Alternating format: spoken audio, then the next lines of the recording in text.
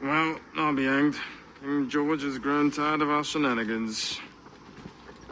Who's the grim fella? That's Captain Woodes Rogers. Not a man I want seeing my face.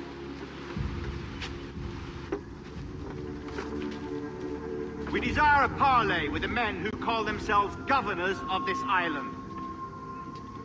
Charles Vane, Ben Hornigold, and Ed Thatch. Come forth, if you please.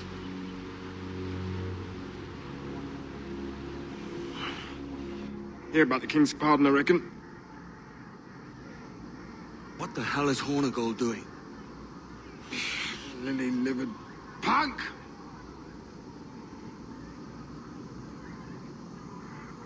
What are you men up to? Grateful for your geniality, Captain Hornigold. I assumed our reception would be as public. Don't mistake my decorum for deference, Governor. I'm eager to hear what you have to say, but of uncertain mind otherwise. Very well put. Calm, Commodore Chamberlain. I have given Captain Hornigold my word that we will be equitable. Won't do you a lick of good. Men like him are a blight on His Majesty's reputation and a peculiar cancer afflicting the New World. The King wants them eradicated, above all else.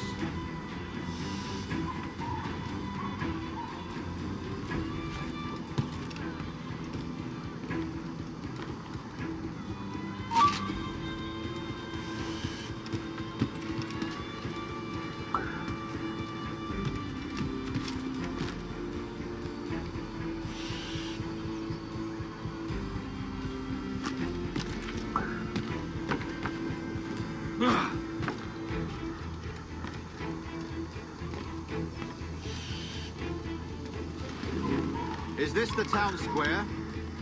As close to one as we've ever had. Incredible.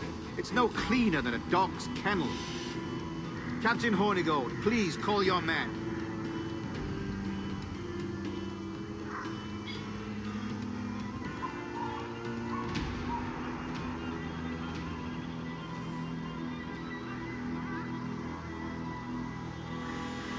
Rackham, Vane!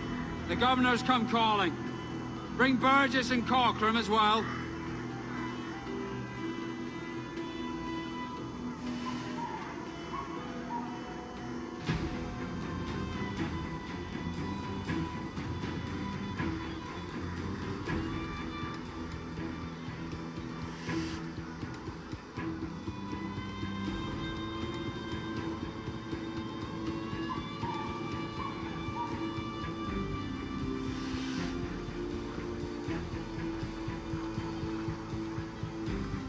Fan out, lads! Take this shanty down as if it were your own. I can get it from here!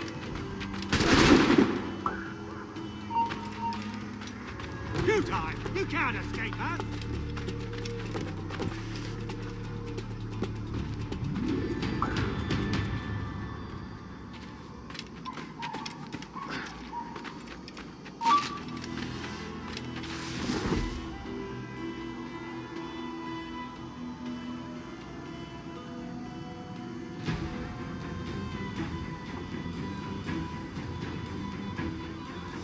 Aye, but the king has been particularly ineffective in bringing about this change, hasn't he?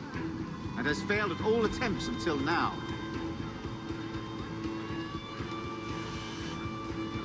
Careful how you talk about His Majesty, Governor. You're here at his pleasure. I have my methods, Commodore, and I expect you to honor them to the letter.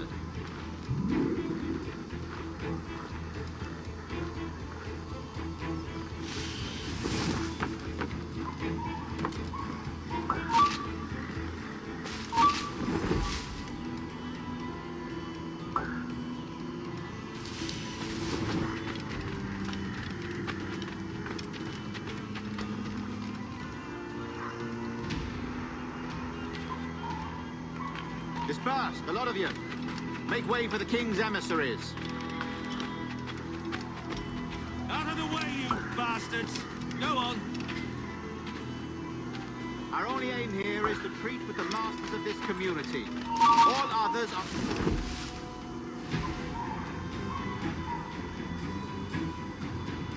Go on, move! Go!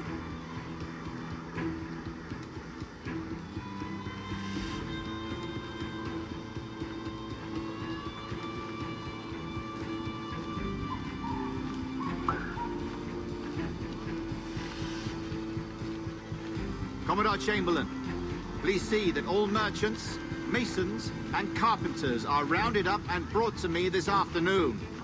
We must see about repairing this fortress.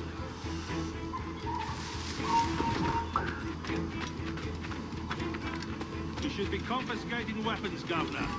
Send these pirates a clear, strong message that the King's emissaries are not to be trifled with.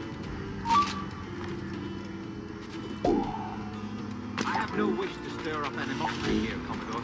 And though well armed, we are outnumbered by a decent margin. Slow persuasion is our best and most efficient weapon. Twaddle, Governor! We should sink every goddamn ship not flying the King's colours. To do otherwise protects a certain weakness in our bearing.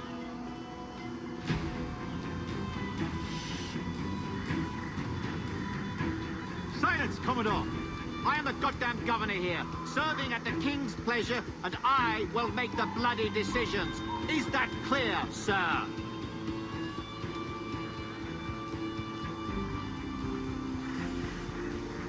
Aye, sir. Your wishes are clear as crystal.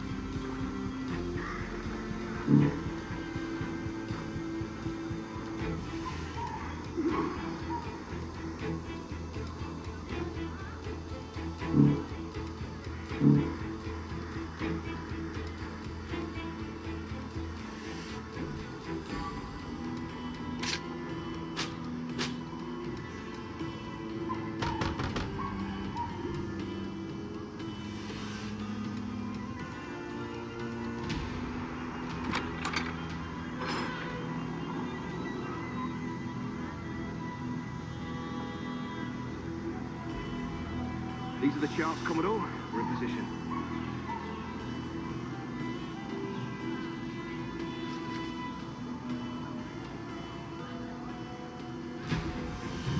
Governor Rogers believes he can make men of these monkeys yet.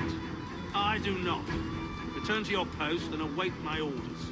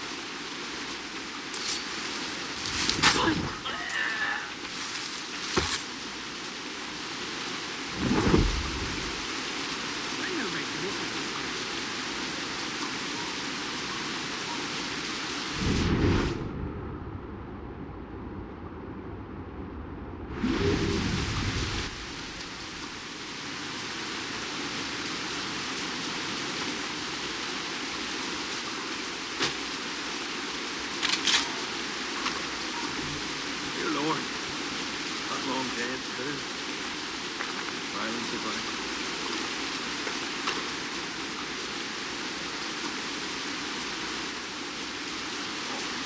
That's not good. Time to go.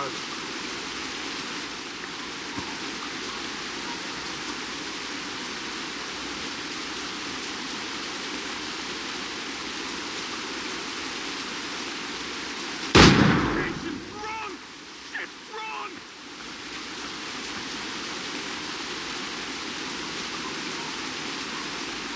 Damnation! Run! Shit, run! I'm leaving. I'm gone. Home. Get home.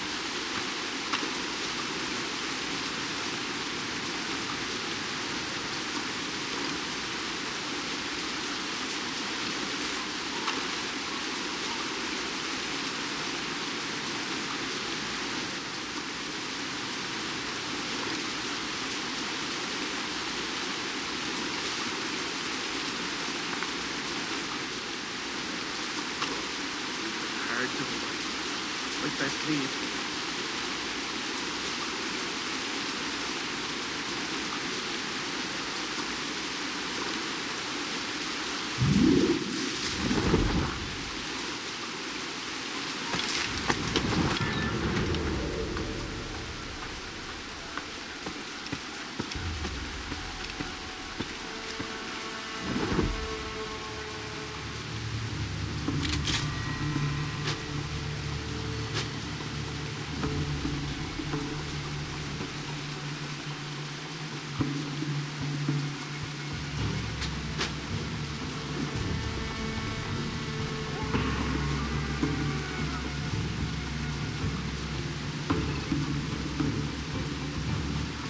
The Judson in my sight!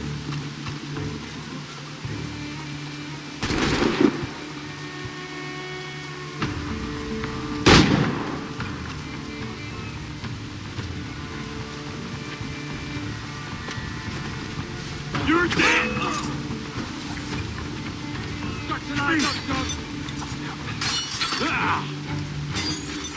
Judson, I got John!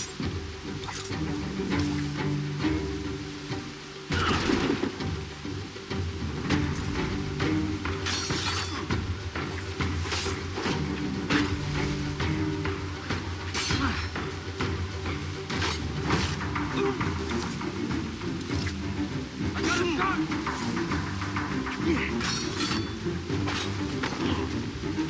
The Judson in my sight!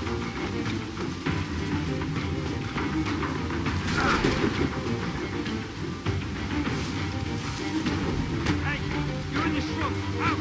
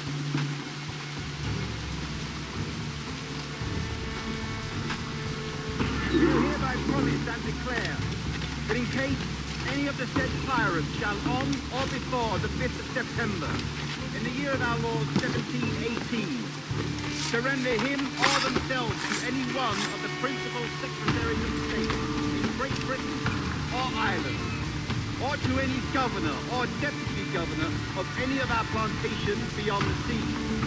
Every such pirate and pirate so surrendering him or themselves, as aforesaid, shall have our gracious pardon, of and for such is or their piracy or piracies, by him or them committed before the 5th of January next ensuing. And we do hereby strictly charge and command all our admirals, captains, and other officers at sea, and all our governors and commanders of any forts, castles, or other places in our plantations, and all our officers, civil and military, to seize and take such of the pirates who shall refuse or neglect to surrender themselves accordingly. Give us the stick!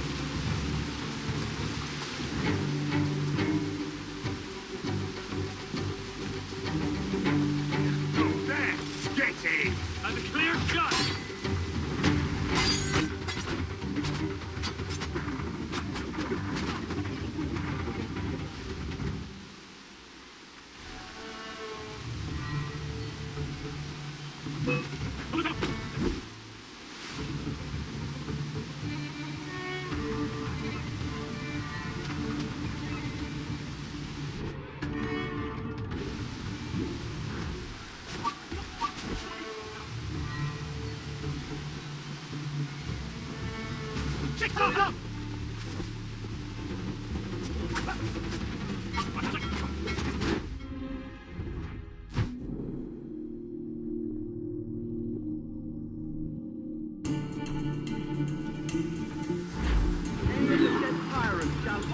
Before the 5th of September, in the year of our Lord 1718, surrender him or themselves to any one of the principal secretaries of state in Great Britain or Ireland, or to any governor or deputy governor of any of our plantations beyond the sea. Every such pirate and pirate so surrendering him or themselves, as aforesaid, shall have our gracious pardon, of and for such his or their piracy or piracies, by him or them committed before the 5th of January next ensuing. And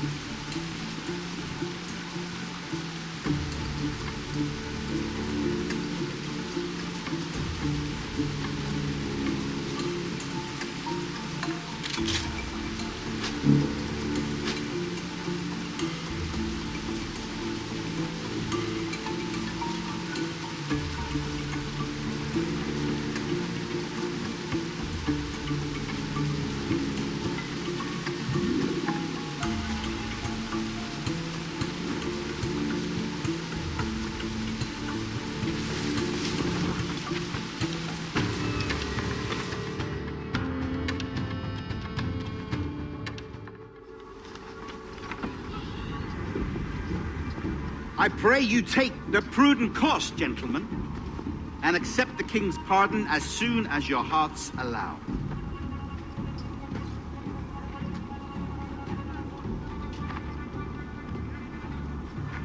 For until such time, all of you will be confined in Nassau. I am sorry for this. But in lieu of a public trial, this pardon is your best bet.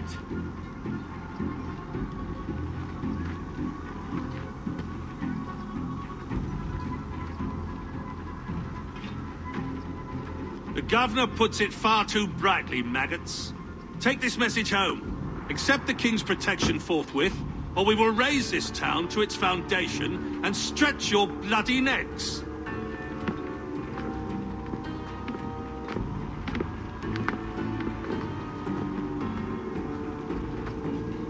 Peace, Commodore Chamberlain. We are messengers, not executioners.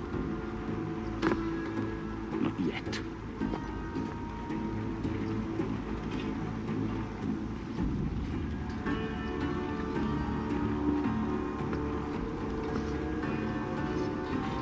Oh, thank you, sir. God save you.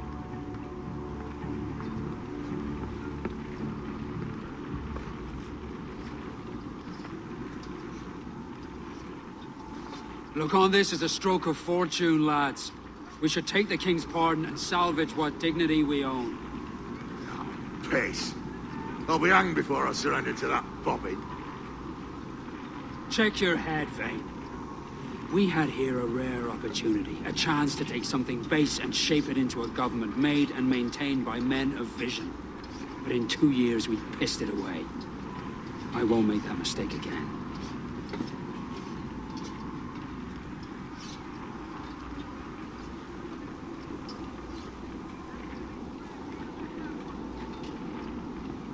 It's truth he's telling, and you whelps can't handle it. Adieu, you forecastle-headed fuddlers. See you at the gallows. You'll all be dead men! Bastards! I need a drink.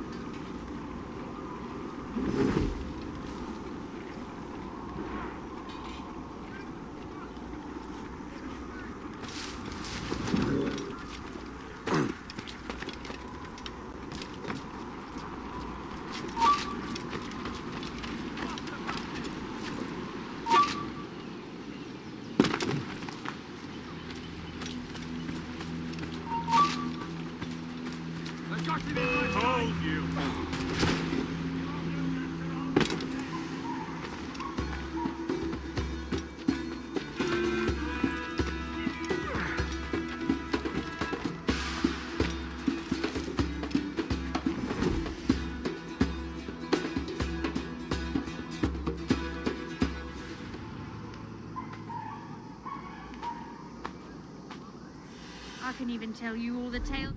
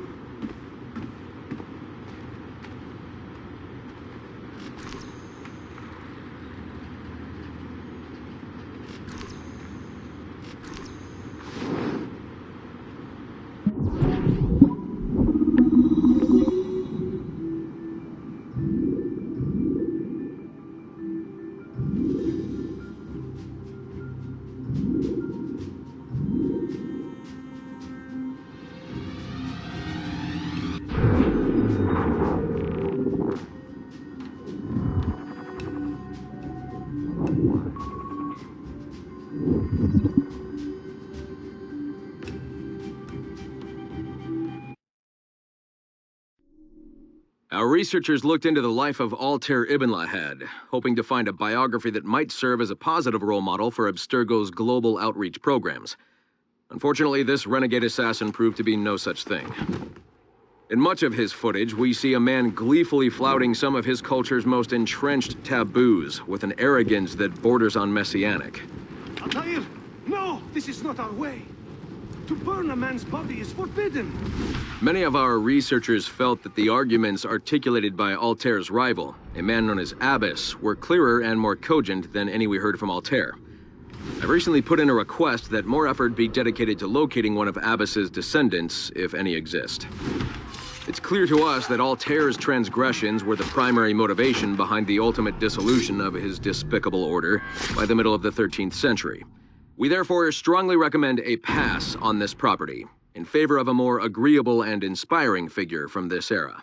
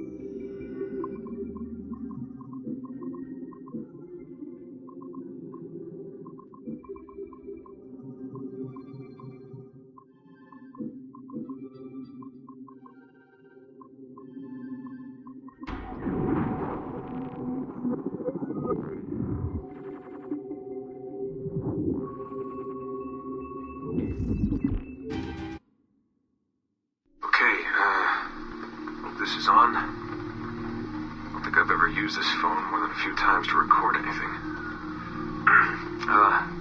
Hey, Dad.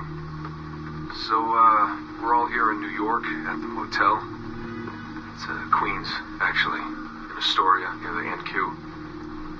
Rebecca's off getting batteries for something. Sean's in his room doing whatever Sean does. And, you're out getting some food. Me? Well, I'm supposed to be getting ready to break into some offices in the financial district. Feels just like prepping for one of your old training drills, actually. 10 years go by, and then you show up, and it's like I was never gone, and we're right back to the ball.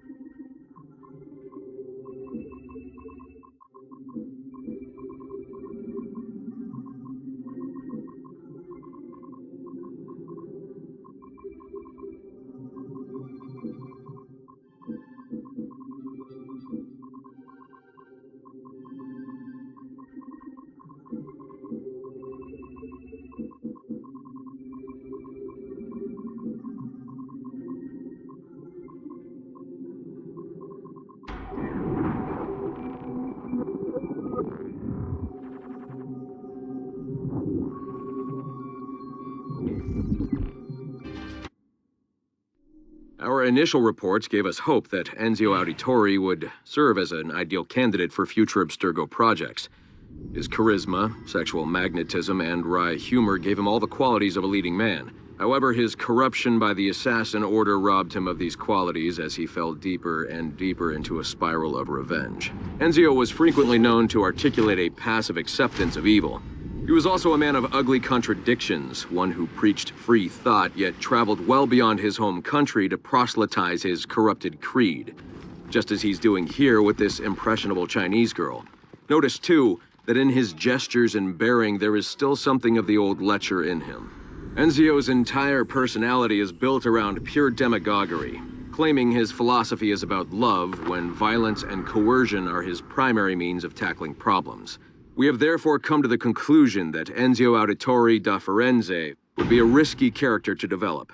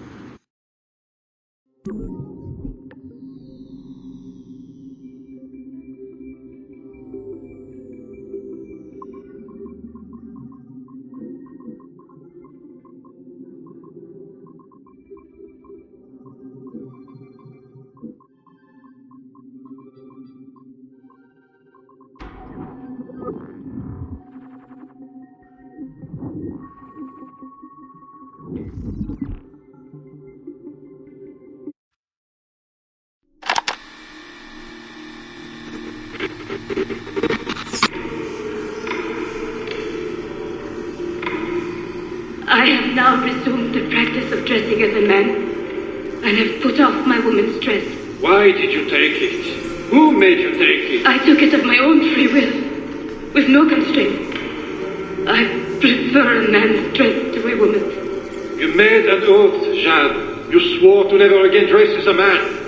I never meant to swear that I would not resume the practice. Why have you done so? Because it is more lawful and suitable for me to return to the practice of wearing a man's dress, being always among men, than to have a woman's dress. I have resumed it because a promise made to me has not been. How is he? Our three, doing well. Are we still in 18th century Hungary? No. His connection is so stable, he's jumped between a few ancestors today. We're in 15th century France now. Turns out he's related to one of Joan of Arc's executioners. Surprise. Eileen, yesterday Vidic asked me to help him work out some of the bugs in his audiovisual renderer, and I told him... No. Come on, Satish, not you. It wouldn't be permanent. A few months at most. Months? That will kill every ounce of momentum we have. It won't, I promise. Honestly, I think this could help us. If I can get a look at what these people are doing, we could... Come on. He's trying to pull you over to his side. Don't you see that? He's luring you with quick victory and prestige. That's not what this is about, honestly. I need to get back to work. Eileen, I'm sorry. Do what you must. I'll survive.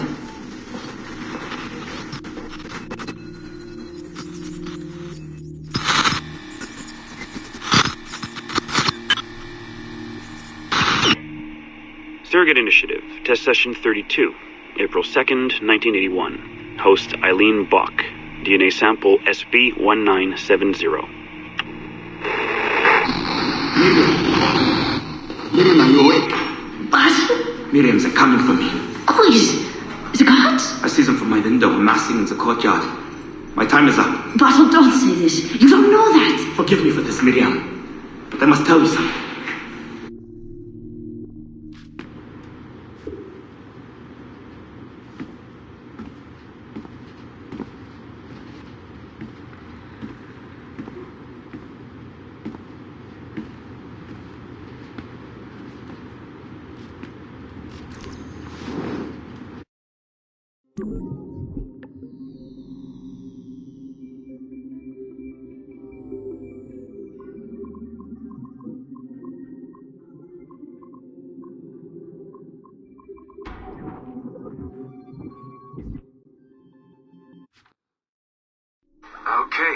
It's been a few weeks since the last recording.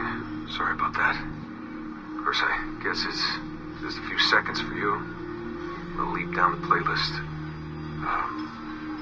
Anyway, I was talking about Clay. Kasmeric, Subject 16. So, when I fell into a coma back in Italy and woke up in the Animus Black Room, it was so calming.